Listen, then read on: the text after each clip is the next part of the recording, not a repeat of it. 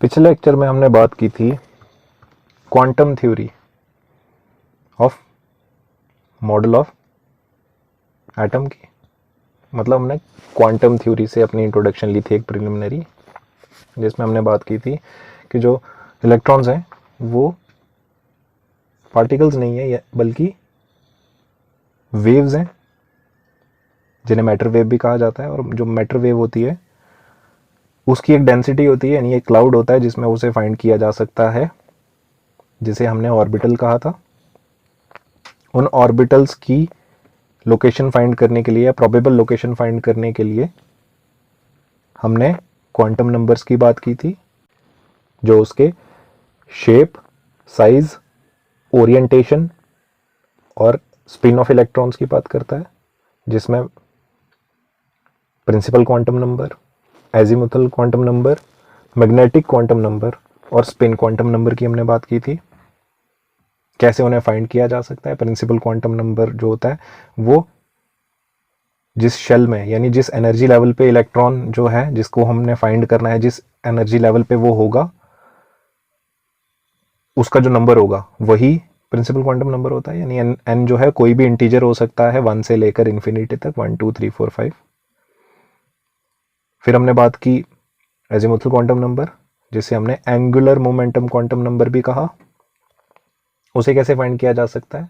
उसे हम फाइंड कर सकते हैं 0 से लेकर जहां तक भी n की वैल्यू हो उस इलेक्ट्रॉन की, यानी 0 to n-1, उसमें से 1 को माइनस कर दें तो आपको पॉसिबल वैल्यूज मिल जाएंगी l की, पॉसिबल वैल्यू मिल जाएंगी l की।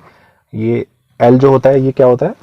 ये एक्चुअल में हमें बताता है शेप, ठीक है, किस किस शेप में ऑर्बिटल हो सकते हैं।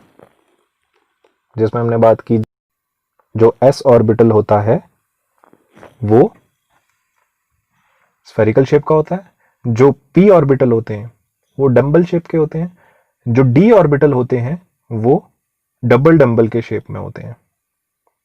ठीक है, ये जो शेप्स हैं ये हमारा आज का टॉपिक है। ठीक है, हम इनकी डिटेल में अभी बात करेंगे, लेकिन अभी मैं आपको क्वांटम नंबर की एक रिकैप दे रहा था। तो एंगुलर मोमेंटम क्वांटम नंबर जो है या एजीमुथल क्वांटम नंबर जो है वो शेप बताता है।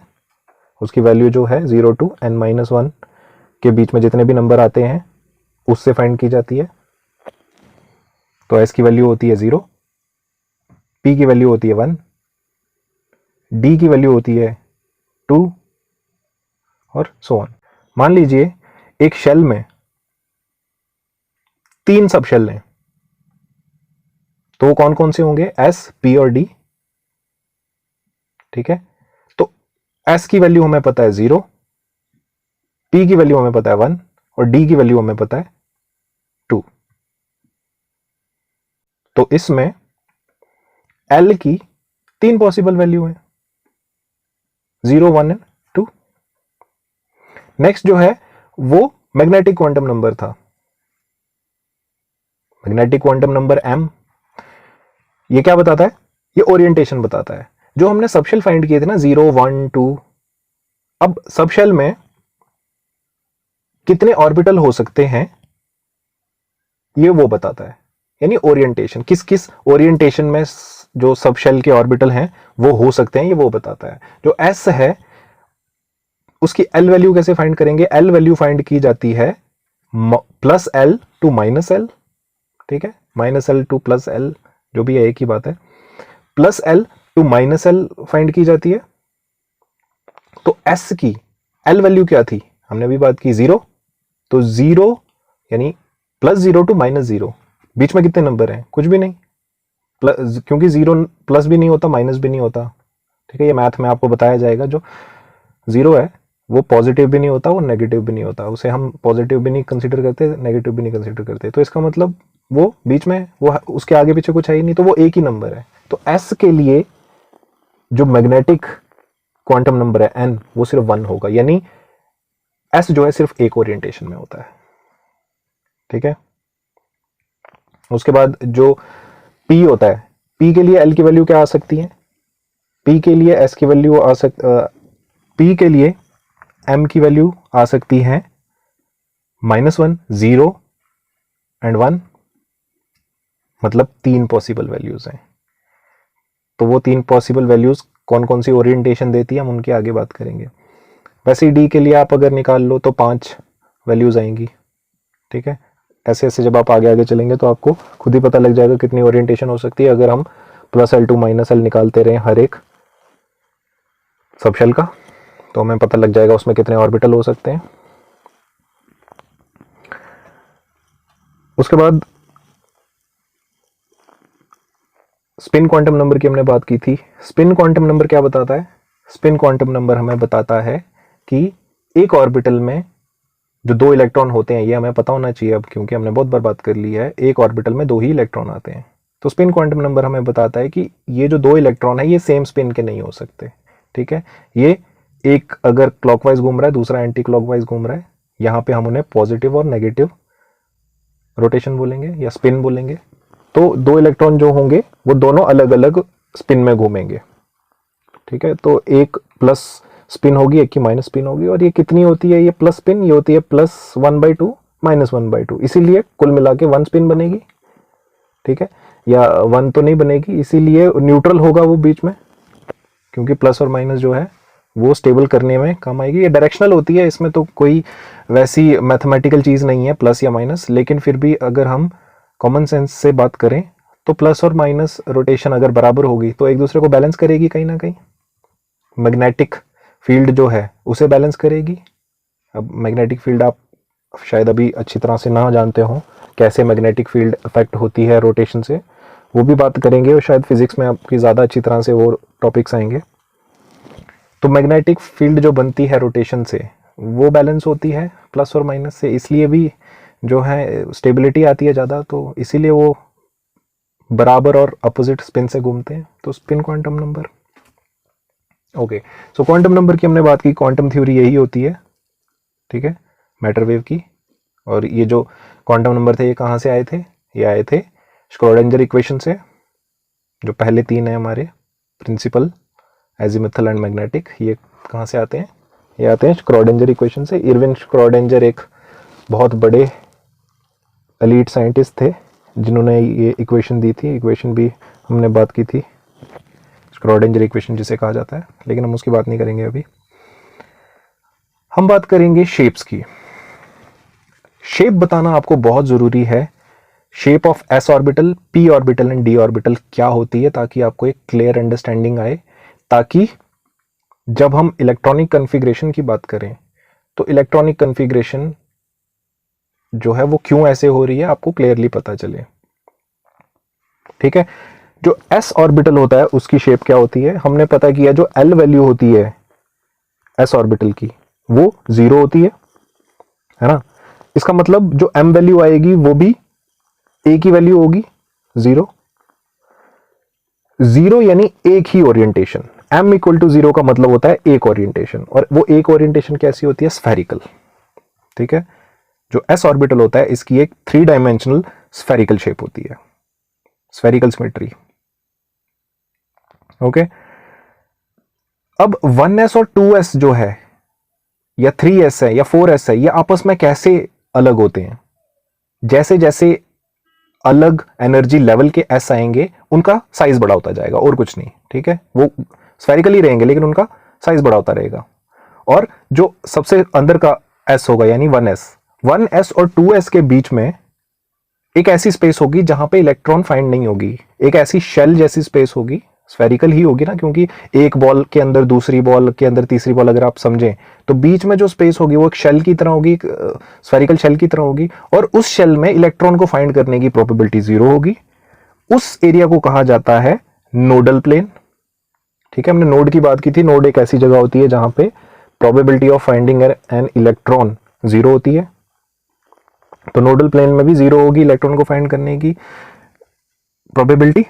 तो 1s और 2s के बीच में नोडल प्लेन होगा, 2s और 3s के बीच में नोडल प्लेन होगा, ऐसे ऐसे, ठीक है। जितने s बढ़ते जाएंगे बीच में नोडल प्लेन जरूर आएगा, तभी तो डिफरेंशिएट होंगे ना एक s से दूसरे s। तो s सबशेल आपस में कैसे अलग होते हैं? जब एनर्जी लेवल बढ़ता है तो वो बड़े होते जाते हैं, ठीक है, और उनके बीच में नोडल प्लेन्स आते रहते हैं। तो ये s की सिमेट्री थी, यानी s सबशेल के अंदर सिर्फ एक s ऑर्बिटल होता है। अगर हम बात करें p ऑर्बिटल्स कैसे होते हैं, शेप ऑफ p ऑर्बिटल्स की अगर हम बात करें, तो पहले मैं आपको यह बता दूं कि जो p ऑर्बिटल्स होते हैं इनकी डम्बेल शेप होती है। ठीक है, डम्बल शेप होती है, यानी दो लोब्स होते हैं और बीच में बहुत छोटा सा एक नोड होता है जहां पे प्रोबेबिलिटी ऑफ इलेक्ट्रॉन फाइंड करना 0 होता है। ठीक है, ये जो दो लोब्स हैं इनमें इलेक्ट्रॉन को फाइंड करने की प्रोबेबिलिटी जो होती है वो बराबर होती है, लेकिन नोड में प्रोबेबिलिटी ऑलमोस्ट 0 होती है। अगर हम क्वांटम नंबर के हिसाब से इसकी बात करें, क्वांटम नंबर थ्योरी के हिसाब से बात करें, शेप इसकी कैसे डिसाइड होती है, p सबशेल के लिए l की वैल्यू होती है 1। हमने बात की कैसे आई वो, s के लिए 0 थी, p के लिए 1 थी। ठीक है, अगर सबशेल के लिए वैल्यू 1 होती है तो उस सबशेल के अंदर कितने ऑर्बिटल होंगे वो हमें m से पता चलेंगे। और m कैसे फाइंड होगा, plus l to minus l, तो +1 0 और -1, यानी 3 ओरिएंटेशन पॉसिबल हैं p ऑर्बिटल्स की इन अ p सबशेल। तो p सबशेल में 3 ऑर्बिटल्स होते हैं, तीनों को p बोला जाता है लेकिन उनके साथ में px, py और pz लिखा जाता है। क्यों, क्योंकि जो px है वो जो डंबल उसकी शेप है वो x एक्सिस पे होगी, वो सिर्फ x एक्सिस में फैला होगा। जो py होगा वो y एक्सिस में फैला होगा सिर्फ, और जो pz होगा वो सिर्फ z एक्सिस में होगा। तो 3 ऑर्बिटल्स होते हैं p सबशेल में, और 3 ऑर्बिटल्स का नाम क्या है, px, py, pz। px भी 2 इलेक्ट्रॉन एक्सेप्ट कर सकता है, py भी 2 इलेक्ट्रॉन एक्सेप्ट कर सकता है, और pz भी 2 इलेक्ट्रॉन एक्सेप्ट कर सकता है। तो कुल मिला के 6 इलेक्ट्रॉन, जैसे हमने पहले बात की थी, आप प्लीज उन लेक्चर्स को दोबारा देखें। p सबशेल 6 इलेक्ट्रॉन एक्सेप्ट कर सकता है, और अब हमें पता लग गया वो 6 इलेक्ट्रॉन कैसे कैसे दिए गए होते हैं, 2 px में, 2 py में और 2 pz में, इसीलिए 6 इलेक्ट्रॉन्स। ठीक है, तीसरी शेप जिसकी हम बात करने वाले हैं वो है d ऑर्बिटल की शेप। तो सबसे पहले मैं आपको यह बता दूं कि d ऑर्बिटल की शेप डबल डंबल की तरह होती है। ठीक है, और उनके बीच में भी एक नोड होता है। इन चारों लोब्स में इलेक्ट्रॉन को फाइंड करने की जो प्रोबेबिलिटी होती है वो बराबर होती है। ठीक है, अब क्वांटम नंबर के हिसाब से हम शेप फाइंड करेंगे इनकी। अब डी सबशेल के लिए एल की वैल्यू क्या है, 2 है ना, एस की 0, पी की 1, तो डी की 2। तो एल इज इक्वल टू अगर 2 है तो एम कैसे फाइंड किया जाएगा, दोबारा रिपीटेड बात कर रहा हूं मैं ताकि आपके माइंड में ये चीज छप जाए। एम की वैल्यू होगी plus L two minus L, तो एल क्या है यहां पे 2, तो +2 +1 0 -1 एंड -2। कितनी कितनी ओरिएंटेशन पॉसिबल है, 5। कौन कौन सी, +2 1, +1 2, 0 3, -1 4 और -2 5। इसका मतलब यह हुआ कि S सबशेल में 5 S ऑर्बिटल्स होते हैं, और इन 5 S ऑर्बिटल्स का क्या नाम होता है, एक को कहा जाता है dxy। ठीक है, जो दूसरा ऑर्बिटल है उसे कहा जाता है dxz। ठीक है, जो तीसरा ऑर्बिटल है उसे कहा जाता है dyz। जो चौथा है उसे कहा जाता है d² x minus d² y, और जो पांचवा है उसे कहा जाता है d² z।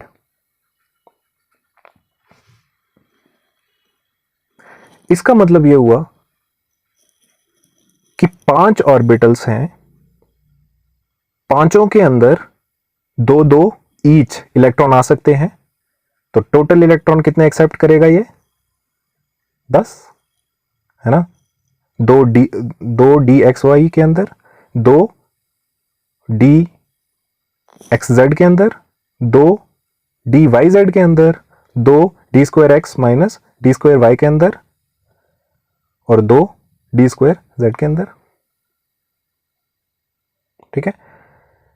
अब शेप जो है वो कैसे होगी? इनकी शेप होगी, जो डी एक्स वाई है वो एक्स वाई एक्सिस पे होगा। ठीक है। जो डी एक्स जेड है वो एक्स और जेड एक्सिस पे होगा। जो डी वाई जेड है वो वाई और जेड एक्सिस पे होगा। जो d square x minus d square y है वो कैसे होगा? वो एक्स एक्सिस पे होगा और वाई एक्सिस पे होगा, लेकिन उनके बीच की जो जगह है वहां पे होगा, जैसे आप इस डायग्राम में देख सकते हैं। ठीक है। और जो डी स्क्वायर जेड होगा वो कैसे होगा? वो जेड एक्सिस पे होगा, और जो दूसरा 2 लोब्स हैं, 2 लोब्स तो आप देख सकते हैं जेड एक्सिस पे हैं, जो बाकी की 2 लोब्स हैं वो हेलिकल तरीके से, यानी गोल जो है वो रोटेट होके जेड एक्सिस पे ही हैं वो भी। ठीक है, रोटेट हो गई हैं वो 360। तो डी स्क्वायर जेड इस तरह से होगा। तो इस तरह से शेप्स होती हैं, इससे आगे भी शेप्स होती हैं, इन्फिनिटी तक शेप्स हो सकती हैं, लेकिन हमारे लिए सिर्फ यही 3 शेप्स पता करना जरूरी था। हमने इन शेप्स की बात की है कैसी होती हैं, तो हमें पता लगे ऑर्बिटल्स क्या होते हैं। हमने पहले भी बात की थी, ऑर्बिट और ऑर्बिटल्स 2 अलग चीजें हैं। अगर हमें डिफरेंस देखना हो तो जो ऑर्बिट होता है वो एक सर्कुलर पाथ होता है। ठीक है, वो पुरानी थ्योरीज में बताया जाता था, ऑर्बिट एक सर्कुलर पाथ, जो एनर्जी शेल के हिसाब से भी उन्होंने कहा था शेल की तरह डिनोट होता है। एक बड़ी स्पेस होती है जिसमें इलेक्ट्रॉन घूमता है, कुछ इस तरह का ऑर्बिट के लिए कहा गया था। लेकिन जो ऑर्बिटल होता है ये एक 3D स्पेस होती है, जहां पे प्रोबेबिलिटी ऑफ इलेक्ट्रॉन या probability of finding an electron जो होती है वो होती है। ठीक है, मैक्सिमम होती है, मिनिमम होती है, जो भी है, लेकिन होती है प्रोबेबिलिटी। और अगर हम डिफरेंस की बात करें तो जो ऑर्बिट होते हैं ये हमेशा सर्कुलर ही पाथ होगा। ठीक है, एक सर्कल उसके ऊपर दूसरा, उसके ऊपर तीसरा, क्योंकि एनर्जी लेवल बढ़ता जाएगा तो सर्कल्स बढ़ते जाएंगे, है ना। लेकिन जो ऑर्बिटल्स होते हैं इनकी डिफरेंट डिफरेंट शेप्स होती हैं, जिनकी हमने अभी अभी बात की। एस ऑर्बिटल किसी और शेप का होता है, पी ऑर्बिटल किसी और शेप का होता है, डी ऑर्बिटल किसी और का, and so on and so fourth. ठीक है, तो इनकी अलग शेप होती है।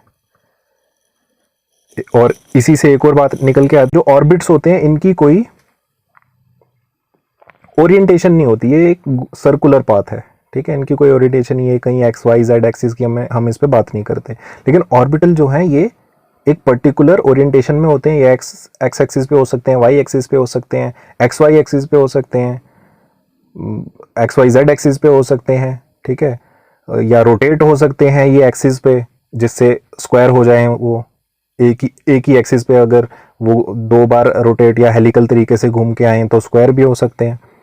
ठीक है, तो इनकी एक ओरिएंटेशन होती है।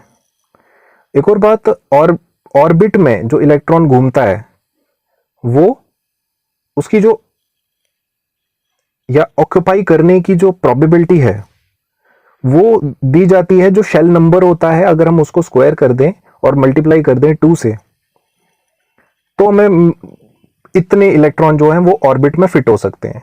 लेकिन ऑर्बिटल का हमें पता है कि उसमें सिर्फ 2 ही इलेक्ट्रॉन आते हैं। ठीक है, चाहे जितना मर्जी बड़ा स्पेस हो, एक ऑर्बिटल की एक ओरिएंटेशन में सिर्फ 2 ही इलेक्ट्रॉन आएंगे। ठीक है, ऑर्बिट इमेजिनरी स्पेस होता है जो बहुत सारे मॉडल में दिया गया। ऑर्बिटल जो है ये क्वांटम थ्योरी में आता है, जो एक 3D स्पेस है जिसमें प्रोबेबिलिटी होती है फाइंडिंग की। ठीक है तो ये भी इमेजिनरी स्पेस है, लेकिन ये क्या कहता है, ये प्रोबेबिलिटी कहता है। ये नहीं कहता कि ये कोई डेफिनेट स्पेस है, ये कहता है क्लाउड है। ठीक है, तो ऑर्बिट और ऑर्बिटल में आप कंफ्यूज ना हो, ऑर्बिट एक अलग चीज़ है, ऑर्बिटल अलग चीज़ है। सो यहाँ पे हमने बात कर ली क्वांटम नंबर्स की, और क्वांटम नंबर कैसे शेप बताते हैं। क्वांटम नंबर की हेल्प से हम कैसे शेप और ओरिएंटेशन फाइंड कर सकते हैं। हमने बात की shape of S orbital, shape of P orbital, shape of D orbital की हमने देखा उनको वो कैसे दिखते हैं, और कितने कितने इलेक्ट्रॉन उनमें कैसे कैसे फिक्स किए जाते हैं, इसीलिए हमने कहा 2 इलेक्ट्रॉन एस सबशेल में, 6 इलेक्ट्रॉन पी सबशेल में और 10 इलेक्ट्रॉन डी सबशेल में। वो कैसे आए हमने उनकी बात की। वैसे अगर हम आगे आगे बढ़ते जाएंगे तो नंबर बढ़ता जाएगा इलेक्ट्रॉन्स का, क्योंकि ओरिएंटेशन बढ़ती जाएंगी। और वो क्यों बढ़ेंगी? क्योंकि क्वांटम नंबर हमें बताएगा कितनी सबशेल हो सकती है और कितनी ओरिएंटेशन हो सकती है। ठीक है, तो इसीलिए पहले हमें क्या पढ़ना जरूरी था? पहले हमें पढ़ना जरूरी था कि शेल, सबशेल, ऑर्बिटल क्या कंसेप्ट है, क्या चीजें हैं ये, क्यों हमें ये बनाई गई, क्यों इमेजिनरी चीजें बनाई गई। उसके बाद हमें क्वांटम थ्योरी जरूरी थी पता होना, इसीलिए हमने क्वांटम थ्योरी की बात की, हमने क्वांटम नंबर्स की बात की, और अब हमने क्वांटम नंबर को अप्लाई करके शेप्स और ओरिएंटेशंस की भी बात कर ली। सो हम बहुत डिटेल में इसे पढ़ चुके हैं और आई होप अब आपको shell, subshell, orbital, quantum numbers, shape of orbitals, how many orbitals are there in a subshell, if you want to calculate you can just use the formulas of quantum number, है ना। तो इन सब चीज़ों में आप कोई प्रॉब्लम नहीं होनी चाहिए, बहुत डिटेल में पढ़ लिया और बहुत आराम से पढ़ लिया। ठीक है, तो आपको लाइफ टाइम अब इसमें कोई प्रॉब्लम नहीं होगी। अगर आपने कोई भी लेक्चर मिस किया तो प्लीज़ उसे रिव्यू ज़रूर करें, तभी आपको क्लियर होगा, नहीं तो आप कहीं बीच में अटक सकते हैं। ठीक है, तो हमने बिगिनर्स से शुरू किया, जिसको नहीं पता था उसको अच्छी तरह से अब पता लग गया होगा, जिसे पता था उसको नई चीजें पता लगी होंगी, आई एम श्योर। तो पढ़ते रहें, मिलेंगे नेक्स्ट टॉपिक में, तब तक हैव अ गुड डे।